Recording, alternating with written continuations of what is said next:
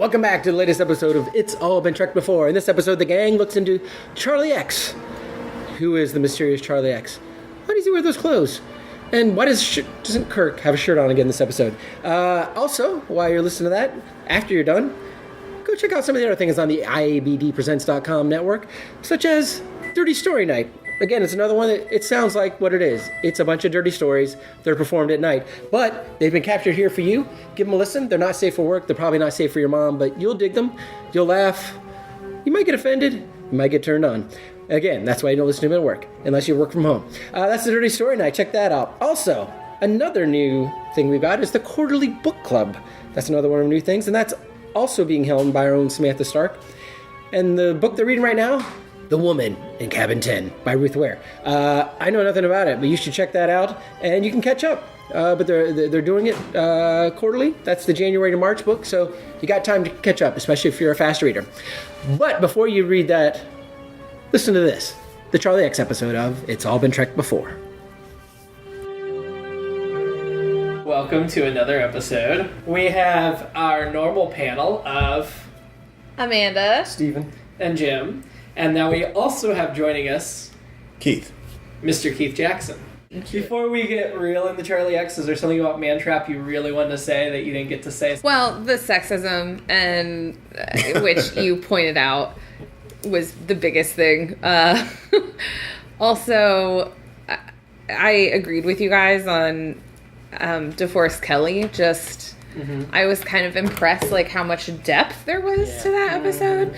And in the ranking that we're doing of the, so far, 3 episodes. Yeah. I would agree it's still 1, 2, 3 in the order that we've watched them. And my Star Trek guy after that episode is still Pike. Still Captain Pike. Still Captain Pike. And Keith, you watched a couple of those early episodes. Yeah, the cage and the man trap today, actually. Any thoughts you'd like to throw out about those? Well, about the sexism thing, which I thought was interesting. No, that's one of the things that struck me. Sure. First of all, and I think Netflix might have some remastery involved. I'm not sure if it's the same sort of version. I'm surprised at how well it's holding up, honestly. I wouldn't have expected it to. Story-wise. The acting, the story-wise, and just the way that it looks and felt. I mean, there were some obvious things with the effects, but I mean, it's for then, that's still pretty good. Yeah. So the sexism thing, it's interesting, like the way that they attempted to sort of address it. It's like they couldn't quite conceive of how it should actually be in where we are even now, as opposed to where it should be in the future. So it's like, hey, look, we're being progressive because we have a woman on the bridge, and I'm not used to that. He actually said, I'm not used to having women on the bridge. And it was like, and even doing the but you don't count thing, and she gave him the look. Yeah, which was like it's like they're trying to teach people, but at the same time, not quite there yet. They don't understand that they can't teach them by it should be a show not tell thing. But eventually they get there, I'm sure. So yeah, next generation, sort of. I'm glad you realized that's not going to happen in the 60s. No. I feel like this episode also had examples of that same principle. Definitely in the way, like, Janice would react and get emotional, and McCoy had to hold her back from saving Charlie at the end. Okay, and I can say, as a woman, my last note was, I feel no sympathy for the brat. No. I was just like, it was interesting. They certainly tried to build it with the looks. Everyone on the bridge, I guess, had to be humanized to the extent that you're supposed to kind of feel bad for him. Yeah, all humans are supposed to go, well, we should take care of him anyway. I don't know if I don't know how realistic that was. Now, see, modern people, I think, would not have any sympathy, but I think we're supposed to look at the more optimistic, enlightened future, and that was the point of Kirk, like, trying to... I thought that scene, the end scene is actually, and I think I mentioned on the other episode, but that part, the silence they let happen there, because there's a good 15-second chunk where nobody's talking and they're not forcing the action, and you're just seeing the faces and everything. And I had the same thought. I was like, oh, why don't they just get rid of him? He was just about to blow up his ship. But then Kirk, still, there's that conflict. So I thought it was really well portrayed. But the rapey aspects aren't, obviously, Okay. now we've been, Yeah. So all of the sexism in this one, which is interesting because as you pointed out to me before we started watching, this is written by a woman. This one was, yes, D.C. Fontana. And... hence the initials. Yes. Very true. She was Roddenberry's assistant, but then she also got involved in the script writing and got to write some episodes. Yeah, it just... Well, going back to what Keith was saying about...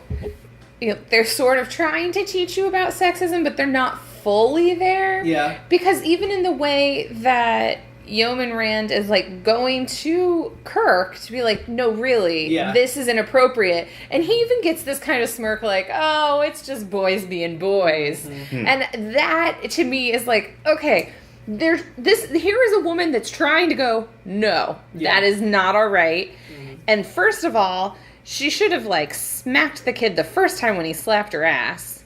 That was not right. And she almost said ass. I did like that where she was like, And that's the part that makes me think the way they treated him there and at the end was more like a 13-year-old or 12-year-old. And he was 17. Or even younger. Like a 10-year-old, if he did that, you could laugh about it. Mm-hmm. A 17-year-old does that, you can't laugh. And not to mention the stuff he does later. Right. Or whatever. But I think the difference here is that he had not grown up around humans, and so he was very clearly much less mature and evolved than Well, that was one thing that I thought, because they said he had been alone since he was 3. Right. Mm-hmm. And now he's 17. Right.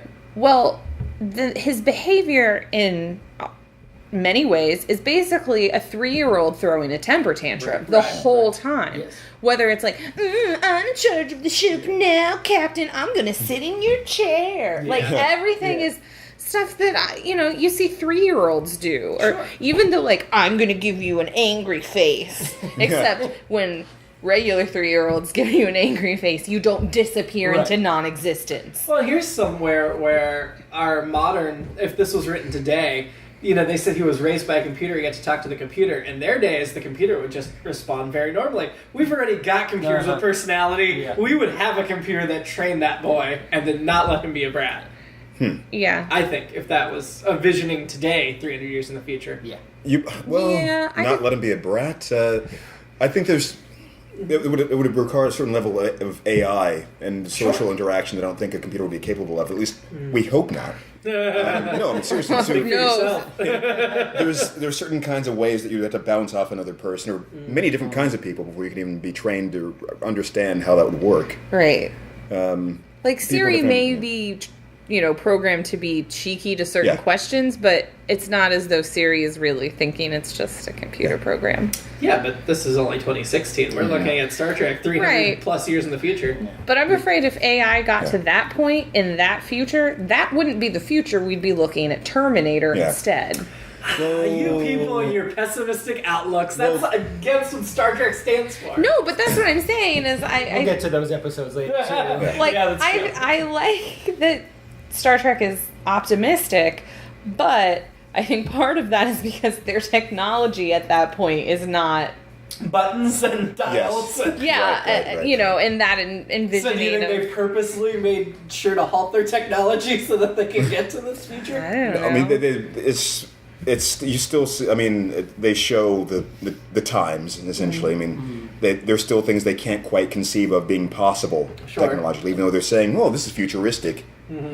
I mean, even Next Generation and Voyager eventually get Data and the Doctor and so forth. I mean, those are certainly very advanced forms of AI that are benevolent.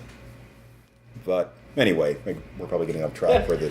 That's okay. The technology that cracked me up in this episode is when they're trying to overwhelm Charlie, so they flip all the switches. And it's like, what are you doing? You're like, we're going to turn on every light and everything. And I'm like, how does that bother him? And when they talk about it, I envision like every light and every panel in the entire ship. Right. Turns out, just a few. Yeah, just 3-4 panels. And they're like, get out of the way of her. She helped a little bit. She did. She's like, oh, I get the game. We just hit buttons. And but I was like, why are they? Why they let it turn? But she wasn't on the plan. They didn't tell her. I think it worked. I mean, it was both good and bad in the sense that yes, from the bridge you should be able to control all the systems and do something sort of like that if you wanted to. But it's a very the way they're doing it, it looks, we're just making more noises now. Would it work that way? Oh, this panel lights up, it's making some noise. That means that this other thing is, whatever. But again, how can you conceive of how you would overload something then as far as computer systems work? Yeah. It would have cost them so much money to take stock footage of people on the ship doing things. Yeah, that's true. Like, all right, call down to engineering. And I mean, reading about this episode, they did not shoot any exterior space shots. No, you're right. It was all reused. Yeah. So this was, and like the shots of the gym, obviously there's some ridiculous movements in the gym. Oh my But God. they intended to use that as stock footage, and then they just never reused the gym. I wonder if that's why there's no opening. They're like, you know what? We can't even afford a planet. Yeah. We're just doing it on the ship. Let's get right to it. Occasionally they wouldn't do a planet because of budget. Yeah. Really? So I was gonna. So it's budgetary and not time. I think it's a combination. Later in the series, certainly it's budgetary. Yeah. This early, the reason this episode aired when it did is because they didn't have to do all the space effects and things. It was the only one ready to air. But Well, by time I mean for editing to get into a certain. We have too much story to tell, and we need to cut some things. Maybe something like that. I don't know. what the heck was up with? Here's a yeoman. She's your age. They have 17-year-old yeomen on the ship. Just Yeah, traveling that's with my their thing. Is parents. like in the Was she future, human? do you get? I didn't catch that. That Janice introduced Tina. Here's I think she said like Yeoman Lawson. She's your own age. Tina Lawton. Lawton. Okay. Lawton. Oh, I was on that. thank you, Steven. I got an entire thing. Of course you were. And Tina Lawton, but We'll I get to had your the same woman thing. in I was a like, minute. well, yeah. Is that like a high school internship? You can go on the Enterprise for 5 years? I don't know. Do they have? I'm sorry. Do they have civilians on that ship yet? No, I don't believe We so. saw a couple looking like they were going to play tennis. But I think Oh, yeah, they were the just first up to... episode. Yeah, Yes. but Okay, we think all they right. were crewmen Crewmen that are 'cause they make going a to point- the recreation center. I think they make a whatever. point in the Next Generation that prior to Enterprise D, it was not okay. civilians. All right. Enterprise D added families. Oh, I see. Yeah. Because of the long travels. Right. Well, and- that's because that to me is part of like Wesley Crusher's storyline. Sure. Then is he's like the young kid. Oh, so that yeah. I'm like, so why is there? Why is there a she's 17-year-old super young, girl? And then he's not interested in her, which doesn't make any sense. No, not at I mean, all. I know No. he's She's an attractive 17-year-old girl. Why would he be? Why would you not be interested? Well, did they say that she was 17 in particular? Maybe she was like 18 or 20 or something like that. They just said her his She age. just so says yeah, she your could've been age. a So little you're, older. yeah, that's true. And then he's not interested in her, and then she's really offended by that. She is. She cannot believe that this weirdo they picked up from a planet Is not is not interested in her. She Uh-huh. is just so upset about that. And then, he kind of gets, not the last laugh, the second to last laugh, he gets to turn her into a lizard, which Which makes me wonder when whatever the alien race is this week. the Thasians. Yeah. Like when they show back up to take him home and like they return Rand, are they do they also go like, okay, who else did you fuck with? Yeah, that's what my thought. Like, why didn't they start, they're like, Rand, she needs to be on the bridge in her negligee. Everybody else We're going to put back where they were. Where they were, That's yeah. a good point. That's a good point. Yeah, so, and they're this advanced race, but yet, you know what? We lost track of them. We got so busy, that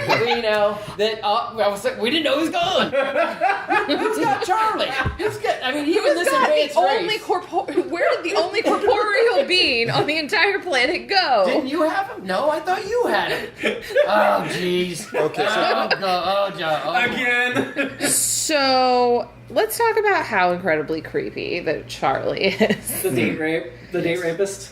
Yes. So I think both Steven and I wrote down Anakin rape face. Yeah. If you want to bring that crappy franchise into it. I didn't connect it to Anakin until near the end. I'm like, essentially, everything he's doing is like the force choke and all that. Yeah. And he's got the same acting as Hayden Christensen did. Right. Which made I'm angry. Funny you guys are ragging on him because a lot of what I'm reading about this episode is a bunch of people going, man, that kid was really good in this episode. Seriously? Yeah, like people that were involved in the production and stuff. I Like, thought he was all right. I mean, a lot of moments I thought he was really good. When he gets angry, it's a 3-year-old. Yeah. And then the other part of that is... but maybe that's the way he should be playing. that's Yeah. I was going to Yeah, say something to that absolutely, yeah. effect for Yeah. in defense of both Hayden and his kid. The point. You don't have to defend Hayden. No, the They're point. both Yeah, you really orphans. Yes, or the point is they're supposed to be semi-orphans. people who are not socialized correctly. They're thrust into this position where they have more power than they have the maturity to handle. Never knew their and father. they're emotionally immature, and so they kind of do that kind of thing of like, they Yeah, don't both have searching that for a father nuance. figure, Okay. whether it's And Kirk so, or... yeah, father figure. Why does Kirk have to be the father figure? He's the captain of the ship. But is he a little busy for that? Everyone on the crew, he's the one. He's like, well, it's got to be you. Wait, what? Yeah, Why? Why does And Bones keep... it's a- is he McCoy's like, couldn't be me. It's like, why couldn't it be? Why couldn't it be a random security officer who has time to deal with you? I read it, and I can't remember the connection exactly, but it was some of the basis for this was from the Twilight Zone episode where Billy Mumi. Was that before that? Okay, Yeah, so yeah. that, Just to bring us back to Lost in Space. No, that's what I that's- thought about. Actually, that the Twilight Zone exactly. I was thinking because he banishes them to the cornfield. He doesn't know what he does to them, but he banishes them to the cornfield, and then he says similar stuff here. That's interesting think I because saw the the episode. final scene of this felt very Twilight Zone to me. Yeah. The way that it, like you They said, take it him was away. silent and they take him away and everyone's just sort of Yeah. staring. And then even like the way the music ended, like normally it feels like they kind of end in like a hero thing, Yeah. and this was just sort of Yeah. like ambiguity. Like Honestly, when you see they called him Charlie Evans the entire episode, but the episode's titled Charlie X. And so my first thought looking into that was, when did the X-Men come out? The X-Men actually came out a few years that's right. before this episode. I'm like, it's Charles Xavier. He's got mental powers. Oh my god. Right? oh. But then I'm watching the episode, I'm like, Charles Xavier's not rapey, so... No, he's not. He's a good But I human. do kind of wonder why they named the episode Charlie X, when it was, in the whole episode, it was Charlie Evans. Nobody called him Charlie X or anything. I mean, they call him Charlie. I Right. did wonder about the X too. I don't know if it has something to do with like he's the first of his kind because he's the first.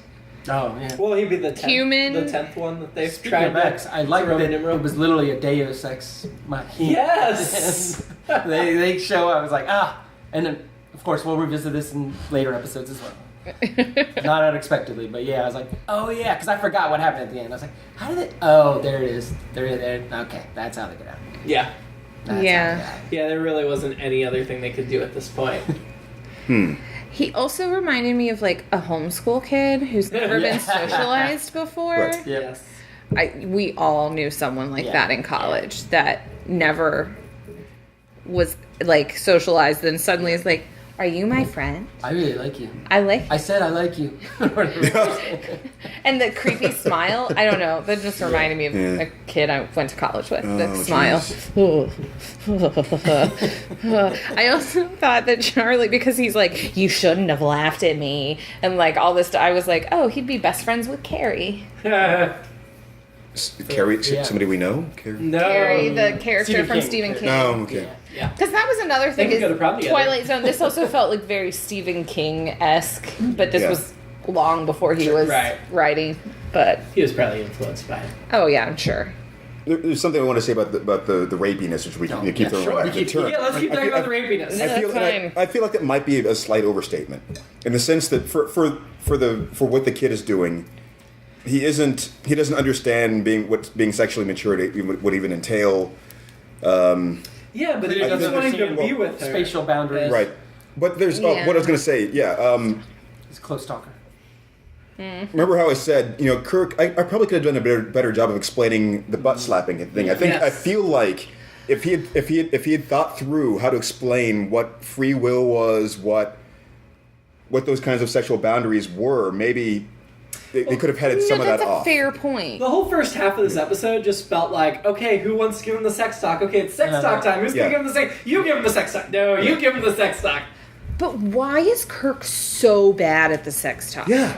Like That doesn't seriously. make any sense. He's the type of person that can do, he can't teach. I think should be good at his it. thought Yeah. is like, wait, you want me to not have him hit on girls? Right. That's where I think he's coming. It's like, I don't know how to do that. I only know. I mean, he did tell him not to Yeah. hit girls. he did do that. So Yeah. Well, see, eventually he got there when he started getting to the. You can have a million things. There are a million things you can have. Yeah. I think he was starting to understand what he needed to teach him, but he still didn't quite get And there. McCoy taught him that you should always be really close when talking to people. we both went down close Close talker talker. Well, Seinfeld. that bridge scene where Kirk's like Yeah. about to say, and McCoy just appears Yeah. and then Spock's right behind him. But you can see he does like this little side. Yeah. I know, it's great. He, like his mark was there. He hit his mark. Yeah. First time in Side 4 shot. episodes, we had to stop and rewind because we were all laughing so hard. I know we couldn't hear.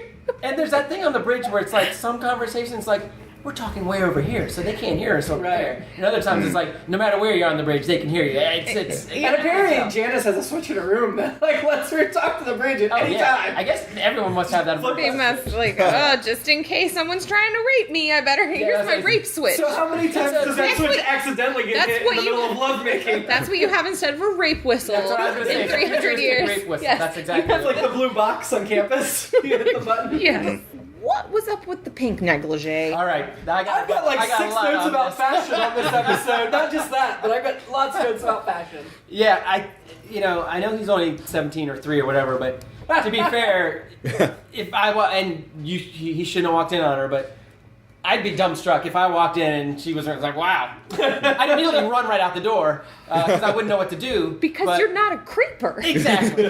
But yeah, just from a watching standpoint, I'm like, wow, she looks very, hello. And then I went through 2 different alternate things. So my first one for tonight my second one actually was Yeoman Rand shopping for that outfit. And it's definitely on the pleasure planet that the guy went to during the man trap. Is this in our alternate? Yes, alternate spinoff. This is our alternate spinoff. Number 2, but really number 1 to the podcast listener. So I'll come back to my other original idea. Steven always has a spin-off to talk about. So it just now took me this long for it to register on me the idea of something was like kind of tugging. Well, something was bothering me and I couldn't put my finger on it. And it's like. Yes, why would she just be sitting in her quarters wearing something like this now that you... Well, that's because like girls hang around topless in locker rooms. That just happens. And she wasn't lounging on her bed. She was sitting in a chair. What should she have been wearing, though, is if you think about it? Like, what time was it? Was she about to go to bed? What was she doing? Well, she gets off work at 2 p.m. apparently, so her bedtime was she expecting somebody else? Oh, she did. Now we got an artist. I like that story. So I felt like this episode had more different outfits on the Enterprise than most. We got Kirk's green shirt. I was gonna say the green shirt he wore several times early, and then when he had to get serious, he stopped seeing it. The lightning collar. What was the wreaths or whatever that was? The lightning. So Kirk has this green shirt he wears from time to time. When Steven's theory was whenever he doesn't get his shirt ripped. But he did take off his shirt later. Speaking about outfits. But then Charlie had the exact same shirt in brown. Yeah. With an undershirt because he's not going to show his chest cleavage like Shatner is. Sure.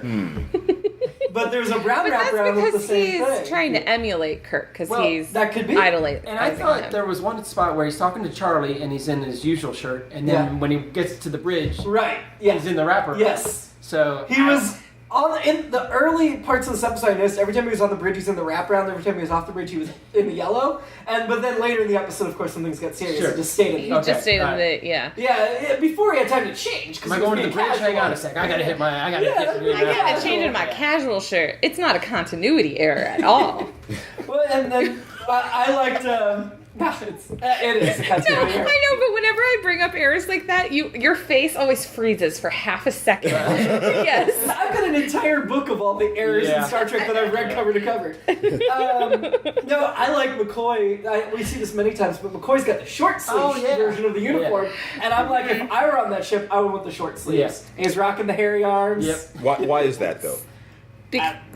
I just like short sleeves. Okay. I wonder if that's supposed to be because he's the medical doctor? Well, he's got to scrub in. That makes sense. Yeah, because he is technically a surgeon, because in the man trap, they say several times that he is the surgeon, not the doctor. Right, sure. So, in case he has to scrub in, or... I However thought... they scrub up then, When he kept saying, like, oh, I can't teach the kid, I thought, like, oh, it's because I've got short sleeves, sir. Like, you've got the long sleeves. You can do this job. It's because he had surgery, which we never see him do. Right. He's too busy. Either they're dead or... Sure. It's not... Surgery's not necessary. And then the other fashion thing in this episode were those red pants. Wow. Oh my god. In the gym, That showed everybody's penises. Oh my god. Even the women's. Okay. I did not know Janice Rand had a penis until that scene. So I might have 3 lines of notes about that scene. I have some stuff for that. About the pants and Kirk's penis? Yep. And toplessness? Yes. So, Kirk, tight pants. Yes. Reminds me of David Bowie's tight pants in the Labyrinth. Where you can see... Because you can see everything. Everything. Including the outline of what I think are his prototype of Spanx underneath the pants. Because there's a couple times that you see like Yeah, I the noticed backside that. The and tan. it's like this tan and it looks like Spanx and you can see the outline of it too because those pants are so tight. And it was so funny because all of you guys are like, why? Who? And one of you pointed it out and I was like, I'd noticed it from the beginning. Like that was exactly where my eye went. Oh look, there's William Shatner's penis.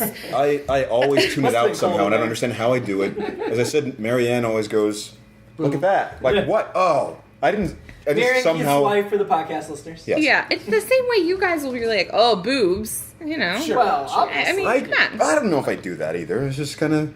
You never I Ran in the noticed. negligee. No, we're it's like, not yeah, never. yeah. What, Can we see a right. nipple? I saw it. Yep. All right. I saw that in the last scene. Certainly when she was on the bridge. Yeah. I mean, how could you? It was always just like. It's Oh, and see, I didn't notice that because I'm not looking nice at her and cool boobs. on that. That's why Kirk wears that wrapper. It's more comfy. It's a little warmer. Yep. Yeah. They keep Yeah, this I cool didn't enough see the so nipple, people but work that makes harder. sense. Yeah. But Kirk also has his shirt off. Oh yeah. And he's the only one in that room with Yeah. his shirt Everyone off. else has robes. Yeah, everyone else has on like a... Or a kimono little. like a gi martial kind of arts thing. Yeah. Like a gi, because they're doing sort of, I don't know, it reminded me of when I took jujitsu, kind of flipping over stuff. So they're essentially... Very loose skis though.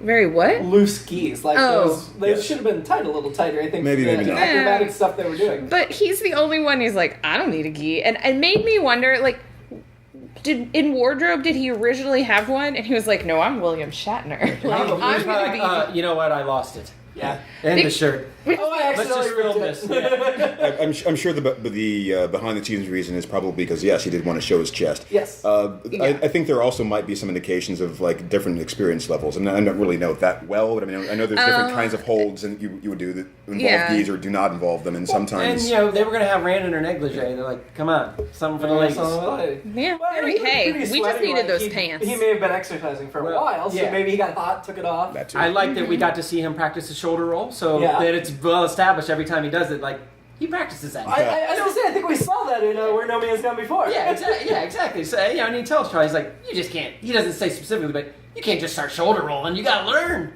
You gotta learn to you gotta shoulder learn roll. how to... Yeah.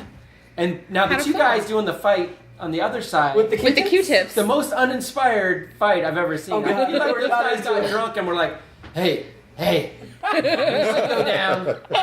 We should go down and fight." And they're like, "Oh crap, it's the captain. Keep pretending we're fighting. Maybe he won't notice." Because it was just the worst. Just like, Oh, it's "I'm gonna so get true. you." No, I'm gonna get you. And yeah. Yeah, no, it wasn't at all. Nobody, they don't even. It's just. Oh my god, Yeah, they're yeah. extras. They don't know if they're on camera right now or not. It's like, keep going. We've been doing this for like 15 minutes. Or are we on right now? I don't know. It was really energetic in the morning. This was hour 6 when we used this stick. Yeah, here we go. Probably. They do blood in the first hour. Like, guys, yeah, bring it down a little bit. Yeah, you're not actually trying to hurt each other, you're sparring. There was also, okay, so from more of a like filming technical standpoint, in that scene where, you know, they're in the gym and Charlie gets all evil eyes and disappears the other guy in there because he laughs at him. Then when it goes to like commercial break and cuts back and it's Kirk and Charlie just like staring at each other, Yeah. they did some like kind of crazy lighting where like the way I noted that too. It's the- like, we gotta get those blue eyes in there. we yeah, gotta get just Kirk's the eyes. Everything else is dark, and they're just like I don't know. It just They kind do of that a lot in the show. it seems sort of like an anime. I was about to say anime. Oh, that's a What good. they're I think anime staring- stole it from Star Trek. Yeah. I don't know if that's true. It is, yeah. But I know That's that true, camera angle is one of the hallmarks of Star Trek to the point where I was like, oh yeah, that always happens. Yeah. It didn't. So jump you out don't at think me. it was intentional? I thought it was intentional. It looked like they were kind The of lighting? No, it was absolutely intentional, Yeah. but it's something that show does all the time. Huh. I know we're early in the run, but it's going to do it a lot. We did have Uhura doing improvised wow. singing. Mm-hmm. Improvised Yeah, singing. that was quite a scene. Which I totally forgot about that. And I guess Vox, whatever, he's Satan? doing his Well, yeah. Spock's playing a part. Yeah. But she's saying he's Satan. Everyone's That like, was- ha ha ha, he does look And like also- Satan. And he's okay with it. Right, he's just I didn't kind of catch that. laughing about it to himself. Yeah. Like, That was good. laughing. Yeah, that was. I love the very subtle kind of. I'm amused. I'm interacting. That reminded me of something I wanted to mention because you told me this before, and I hadn't realized how little I'd seen of this series. you were talking about the thing between Spock and Uhura, which I didn't know that was even. I mean, first couple of episodes I've already seen. It's great, that little flirtation. She's really trying to get there. Yeah. And I had no idea that was even a thing. Yeah, they just never go anywhere with it. Yeah, unfortunately, yeah. Because, well, we talked about, these early episodes, you heard has character development, and then they take it all away. And it's like, Yeah, after, like, season 1, it really is Kirk, Spock, and McCoy, and everybody else. That's what I'm used to seeing clips of. It's just, she's just somebody on the bridge who's doing this thing. Yeah. Yeah, these early episodes, they gave her and Sulu development. And then we're so like, fun. never mind. All the stuff she's doing. Well, later they were dealing with Shatner's ego and him and Nimoy fighting for scenes. Really? Oh, yeah. Oh. And so it was if you read some stuff about behind the scenes, this was such a messy show, I'm shocked that any of it's good. I love the show, but it's really shocking that they could make anything decent out of what went on behind doors. I'm also like, this is episode 3 of the regular series, and we have another godlike person. Okay. Also, another godlike person. Because where nobody has gone before is godlike. I see. And why do they keep falling for the, oh no, somebody's lost in space. Oh gosh, they're the last person left. Because of the cage. Well, the cage, and then it's Mantrap. She was we didn't know she was the last. Right. Yeah, but it's still kind of thing. They're there to help just the only lone 2 people on the planet. Yeah. This is the one lone survivor They of just this. have the budget for all the extras. And then it's always like the last of the kind or whatever. Well, but that's 4 episodes in a row that we've watched that have similar. The cage. I mean, there was like an entire surviving party, so they thought they were tricked. They didn't realize that until. There's one person. There's like a revelation toward the end of the episode. Right. But it's responding to that, oh no, we're lost in space, come help us. Like, what is their signal. job? I mean, what do they do? This is early days of space travel. There weren't as many ships. People were probably getting lost in space. Mm-hmm. This is, But they always come in without any skepticism. I guess that's my thing. Is I see. I can understand it the first few times. Right. But, like, by this That's point... because you're a 2016 human. You don't have that optimistic outlook in the future. Okay, but there's no way that in the future suddenly they're like, oh, skepticism doesn't exist anymore. Well, and Amanda, you didn't see the other 600 survivors they found in between the episodes that were all nice and kind. I was just about to say that we are conveniently being shown things that are eventful in some way, probably remarkable in some way. There is that unfilmed episode where everything goes perfect, and they just kind of pick them up and give them the physical, and then they go on. I feel like that would be actually 90% of the episode. I feel like that would be an episode now to show like somebody just I would do that. going through a normal day. I would so do that. That's dovetailing into my original alternate series idea this week, which was since we met Yeoman Tina Lawton this week. Sure. She and Yeoman Smith, best buds. Are they? So they hang out all the time. Shared apartment? Yep, they so yeah. So Are they the Laverne and Shirley of it's like it's very Enterprise? And back on Earth, there's a reality show to determine which Yeoman gets to ship out of the Enterprise. And they all live in a house together. Because there's a bowling alley on the Enterprise, right? Yeah, so there you go. Yeah. So these guys, seriously about exploring that idea, would you? I think of one of 2 ways you would do it. One is just like the backdrop thing where you do want to show that there are things that happen on a regular basis, like there's just something. We found some people. They're just fine. They're on their way. Nothing happens. Or there's something else going on that's more important than that. The other would be to do, like, I don't know if you ever watched C-Lab 2020 when it was on. I love that. Okay, so they did this one episode where they were doing an anti-comedy thing where they actually did like almost like a shot-for-shot and redubbing of an old episode. And if just nothing was happening. It's supposed to be funny because you're going, okay, so what's going on? Ha ha ha, they're not doing anything at all funny. This is just serious. Yeah. And then way at the end, something blows up and they're like, huh. Yes. And that was it. That was the entire episode. So the whole C-Lab blow up because it frequently I think it was something like that. And it was just a very non-reaction. So the thing that was funny about that, of course, was that you're expecting something to happen, nothing does. So would you ever do something like that with, like, we pick up somebody suspicious, circumstances, you're explaining it, and there's like, and nothing happens, okay. Sure. That was it. my other thought with the Jones Lawton thing is, not exactly along those lines, but the normal stuff happens. So they're like Jones probably not Jones. Smith. Jones has no idea that what's going on in this episode. She's doing her own thing, and then finally she catches up with Lawton. She's like, "Where you been?" And then she's like, "I was a lizard for 3 days." I was a lizard for 3 days. You didn't know there was this weird kid on. Never heard about it. Rand Nobody tried to told me. set me up with him, and that just So if was. this show was on today, that could have been the web series that supplemented. exactly. I feel like there have been some things like that, but that's brilliant and something that hasn't been done enough, in my opinion, is having those kinds of spin-offs where you have things happening between the episodes with like tertiary characters. yes, who are back there behind this. Like the idea of the damage. Keep talking. control I'm thing. taking notes for universe. No, I know you are. Yeah. I was like, that's your universe journey notes. No, keep talking. Give me a good idea. So you've heard of the damage control concept that we're doing for Marvel, or maybe even for DC, that they just haven't quite done, where you have the characters who are doing cleanup after all these big battles and things like that. So that's something that could be really good if they ever do it. But you know, things like that. The janitorial we staff. have the chef from this episode who. Gene Roddenberry's one and only appearance in the series. Voice appearance. I think it's great that his first response was, "I gotta tell the captain. Meatloaf and their turkeys. Gotta tell the captain." But they're real turkeys, not just cooked turkeys. He said they were real live turkeys. I wasn't sure if that's what he was implying or not. But you know, everybody has a switch that lets them talk to the bridge. Oh, of course. So he just flipped a switch. I gotta tell him right away. He's gotta know this. Meatloaf is turkey, which I like. That also just shows what a tiny little kid like Charlie is at that point, because like his prank is like, I'm gonna make the meatloaf turkey. Like, you know what I mean? That is like something a 3-year-old would find hilarious. When do they eat the meatloaf from the turkeys? Because every time we see them eat, it's just those cubes of colored. Yeah.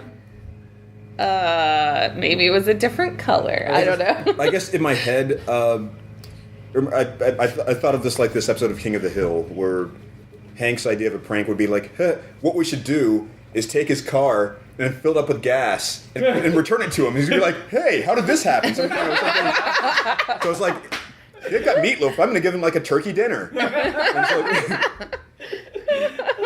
was my take of what he was doing. I remember that. God, there's something else. It'll come back to me in a minute. Is the chef let go once they decide they're just going with the colored tablets, or does actually? Well, the colored tablets come out of the replicator. Oh, so okay. maybe the chef only... I mean, there's like 400 and some people. If there's only one chef, he could probably cook for a few people at a time. I bet he's like the captain's chef, and then whoever Kirk deems... So we see Kirk eat the cubes, though, from time to time. But maybe Kirk gives him some days off. Speaking of all the crew members, I don't think we lost any of this episode, did we? Not permanently. Not they all came permanently. back. Yeah, so... Yeah, because they just Our like... count is holding it, whatever it was after the last episode. We didn't lose anybody else. I thought the thing I was going to say, because you guys have mentioned this a couple of times now about the switch that talks to the bridge. Yes. So that's another problem, probably just with the times of them trying to represent technology that would work in that way. Because obviously, if you're an advanced ship, you should be able to talk to whoever you want to at any time. Sure. Right. And later in the Next Generation, they overshot it in a way, making it very simplistic of like, how fast would it have to be to realize when you say somebody's name or whatever, there's going like instantaneously before, like almost they even... Yeah, but I don't think they overshot it that much, because look, I mean, they're releasing a Bluetooth version of Next Generation Badge here that you can pair with your phone. It's like $80. And you can use the voice technology to call whatever, and yes, there's a delay, but you think in 300 or 400 years they can't get rid of that delay. Yeah. Their elevator, they just tell it where they want to... But they have to hold the handle. They have to hold the handle in the original series. For some reason, there's a handle in the elevator. Right, so that's... They're all elevator operators in the future. So they've got dials and buttons, and how can they conceive of how this would work if I'm in my bedroom, I should be able to talk to the bridge anytime I want to, yes, but how do you indicate that to someone without just going like... Obviously. But I mean, flip This episode something. gave us some good laughs. Unintentional. We were laughing a lot. There were a couple times, part of it, I was like chuckling to myself. I mean, I laughed out loud when Bones like scoots in to Kirk, but then the way the camera was framed, it was very much like, here's a hero shot of Kirk, Bones, and Spock all next to each other. And the same when all three of them are like, I don't know, in some conference room talking about Charlie, and he comes in, and they're all like posed and like, I'm so manly and sitting here at this table. Well, it's when Kirk is like, we need to do something about this. He's like, all right. Spock, McCoy. No, I don't need anybody else. Yes. Yeah. Three of us. We'll figure this out. Yeah. That reminded me of the thing that I'd forgotten about from The Cage, which, everything was pretty much fine throughout the entire thing. The thing that got me was they go to Pike's quarters, And he did, when the doctor's coming in, he just did that lounge pose on the fainting couch. Well, that's what I thought of when we were talking about her and the shape. I was like, what? That episode, he's like, I'm just going to stay in my uniform. This is how I kick back. He's not that very comfy hood that's too short for him. Oh, yeah. But just I'm like posing with the feet crossed and everything, just, oh my God. The last note I have in my notes is the illogical chess again. How the hell do you play chess illogically that you're going to fool Spock? That he's not going to see your moves? I complained about that in the man trap, and I'm complaining about it again. No, it wasn't the man trap. It Where was... No Man's Got Me For? Yeah. Yeah. Oh, that's right. I complained about it in that episode. But yeah, I mean, like, Spock is smart enough to think through, and how do you play chess illogically that it's not going to be a move that he thinks through? Because I feel like there's a difference between logic and creativity, and Kirk is doing the more creative. But I still think Spock would be able to look through all the different possibilities, and But that's okay. And knowing Kirk as well as he starts to, he should be able to anticipate those. Well, at this point, how long have they known each other, and how well do they know each other? I mean, they seem to already have good shorthand. And how often have they played? How often 3D have they chess? played Yes. 3D chess? Yeah. That's the other thing is, if by season 3, he's still going like, oh man, how'd you do that? Then yes, I'll give that to you. But I think it's also part of the character development of the logical, versus feeling of the two Yeah, characters. because Charlie probably played illogically too, but just poorly as well, apparently. Well, Three-move gambit. That has to be the one everybody knows. In chess, 3 moves and you lose. There's only one way to do that. But that's another thing where it's like a the temper tantrum of a child, because it's like I've babysat kids that if they lose a game and they're just like, they destroy it, and And he melts the pieces, and then Stacy pops him and goes, ooh, I like when they're melted. Porn Star Detectives reference. That's what I thought when I saw it. Oh, really? Yes. Good thing that wasn't my character. the chess thing. Yes. That's probably one of the more irritating things to me about, irritating is an overstatement for me, but about the series as a whole, the franchise, the theme that they try to go for, the aggrandizement of human beings overall. They're not the only ones that do this, certainly. Human beings are superior to everything in the universe because of their irrational creativity and unpredictability thing. And what you're seeing there is it doesn't really quite work for chess, because we know how chess is supposed to work. Right. That if you have a computer that knows how to do everything, they're not a human can't just go, well, I'm going to do this instead, and you expect me to do that. Yeah. They can still account for mathematically somehow and stop you from doing it. So the humans that's a think fair they're point. the best at everything, so clearly American Republicans won out on it. That is, I was actually American exceptionalism. I was going to get there. It is. Sorry, it is. didn't mean to cut No. That's it. You see where it's like that kind of ideal of how. Yeah. You can just Am I wrong? just being pig-headed is enough to stop everything. Yes. Yeah. It's enough to stop facts and science, and you just kind of Yeah. bulldoze through it. Make the universe great again. Although they do always make all the advanced beings in the show, I think it's already happened a couple of times, make a point of being like, you guys got a long way to go. Yeah, that's before you got true. this They figured out. don't always actually win the day. Yeah, you guys are just, no. You can't hang out with us. Just go back. Like in the cave where they're Go back like, and watch. we're Yeah. just gonna let you go Yeah. because Yeah. Or Q, who just keeps hanging around because he's like, you guys are cute. Yeah. I was actually kind of impressed with that ending in the cage because They go in another direction. Yeah. we're gonna cast a different. It's not you, it's us. They're more mature. Absolutely. Despite their big heads. Any other notes before we start doing our rankings and wrap-ups? They mentioned warp baffle plate in this. I know I mentioned Yes. that last week or during when we talked about Pike. I still think that's what happened to him, but we'll see. Maybe this is this episode I was talking about. What was that? The warp baffle plate. That's what messed up the. Messed up Pike? I think that's what happened to him, but I may have confused it with this episode, which is how the was it the Antares? Yes, the Antares. Yeah, Antares. Antares. I think that's we'll ruin that, but we'll see. We'll see when we get to the menagerie. Yeah, soon enough. So. We'll get there soon. Yeah. Ish. Yeah, fairly soon. Yes. Yeah. So, should we do favorite men and women or ranking of the episode first? I'd say the episode first is probably the easier one. I mean, I think it would be pretty easy to rank these 4 episodes. I think so too. Yeah. So is that what you're planning to do so far? Is just as you go along, you just keep shuffling them until they... So far, yes, but so far it's been easy because we've just got 1, 2, 3, 4. Because do we all agree that this is the 4th? Yeah. This goes to the bottom? Interesting. Yeah. I think this goes to the top of humorous. Yeah, but I think that's not exactly what we're looking for. Right. Overall quality and story-wise and acting. And I still don't think this was bad. I still enjoyed this episode. It's not horrible by any means. No, there will be much worse episodes. Oh, yes. I know. But, yeah, it's certainly inferior to the first 3 we watched. Yes. Keith isn't aware of this, but we have another segment running thing that we do where we pick who our favorite member of the opposite sex in Star Trek is, who's the hottest. But it can't be. And it carries over from week to week. Yes, so anybody that appears in this episode does have to get ranked against whoever was our standing like best. You carry the crown. Yeah. Right. So mine is still number 1 from the cage. She's held on. But Stevens has changed. Yes.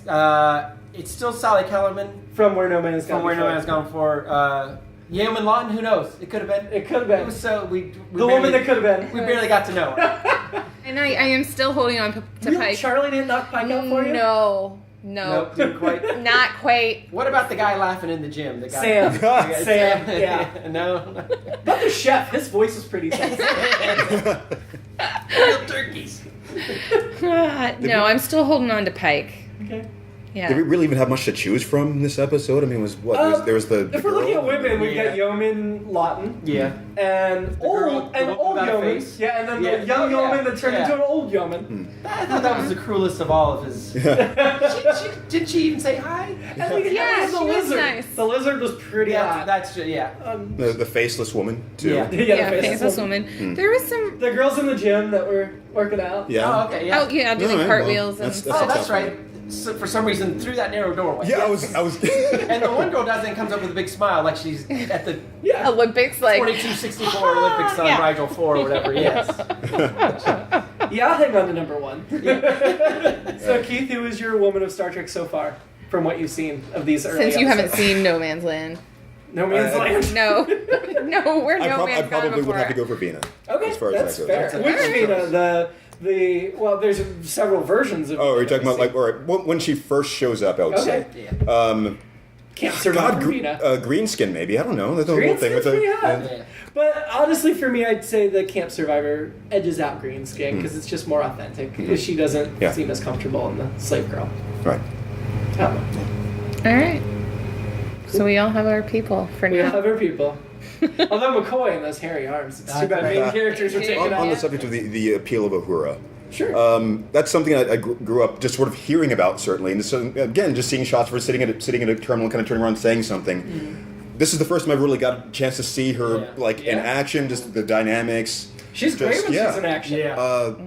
I understand now. It's So, just I it makes mean, it a lot. yeah. She gets to get into action in the movies a little bit too, but by then she's older, as they all are, Right. and so there's a different feel to it. But And yes, obviously, for- she was beautiful and everything. Oh, absolutely, That's absolutely. just to begin with. And my dad always said, and I don't know if this is an urban legend. It probably isn't because I'd have seen it by now. But he always said that she had a special poster that she gave to guys in the army.